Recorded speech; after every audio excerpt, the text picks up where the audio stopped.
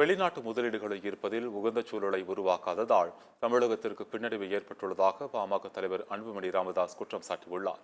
இது தொடர்பாக அவர் விடுத்துள்ள அறிக்கைகள், கடந்த 39 மாதங்களில் 68,145 கோடி ரூபாய் மட்டுமே அந்நிய முதலீடு வந்துள்ளதாக அவர் குறிப்பிட்டுள்ளார். 2024-25 நிதியாண்டில் ஜூன் மாதத்துடன் நிறைவடைந்த காலாண்டில் வெளிநாட்டு நேரடி முதலீடு ஈர்ப்பதில் 8,325 கோடி ரூபாய் முதலீட்டுடன் தமிழ்நாடு 6வது இடத்திற்கு தள்ளப்பட்டுள்ளது என்று அவர் குறிப்பிட்டுள்ளார். வெளிநாட்டு முதலீடுகளை ஈர்ப்பதில் 4வது இடத்தில் இருந்த தமிழ்நாடு மேலும் 2 இடங்கள் பின்னுக்கு தள்ளப்பட்டதன் மூலம் வெளிநாட்டு முதலீடுகளை ஈர்க்கும் திறனை தமிழ்நாடு இழந்து வருவது உறுதியாக இருப்பதாக அவர் குற்றம் சாட்டியுள்ளார்.